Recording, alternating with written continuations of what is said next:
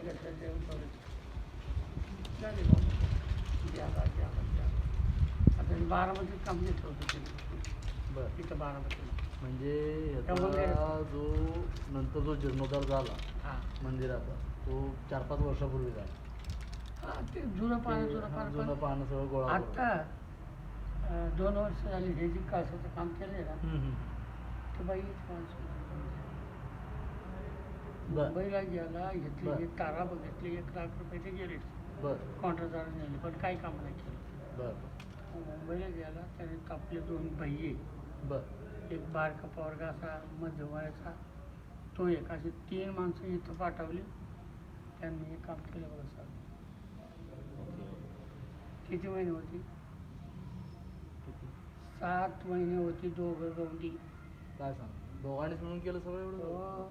अरे वा एक मजूर होता त्या बरोबर ते इथं तो आपलं त्यांच्या हाताखाली जायचा आणि खालचा इथला एक माणूस घेतला होता बरं बरं मजुरीने माल पुरवला खाली माल बरं पुरवला बरं एक कप्पी केली त्या कप्पीवरून माल पुरवला त्याच्यावरून नंतर हे काम पुरं झालं आमच्या इथले एक माणूस आला मी रंग देतो दिला रंग परत कलर त्यांनी ते रंग वगैरे इथला लोकल माणसं चांगलं आहे. पण छान वाटलं मस्त मंदिर हो. एवढं जुनं मंदिर पांडवकालीन मंदिर आहे म्हणजे.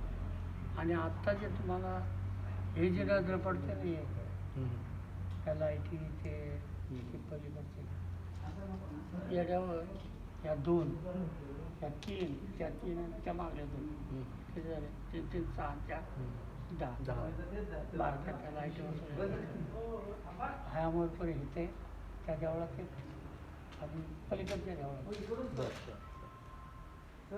3 आणि 4 मजपूर 5 आणि 1 पासून 6 त्यामुळे छान झालं पण मस्त मंदिर. आपल्या गावात त्याच्या आजोळच येतात त्या पोरांनी केलं नाही लाईटचं काम ते आमच्या गावातल्या आजोळच त्यांचं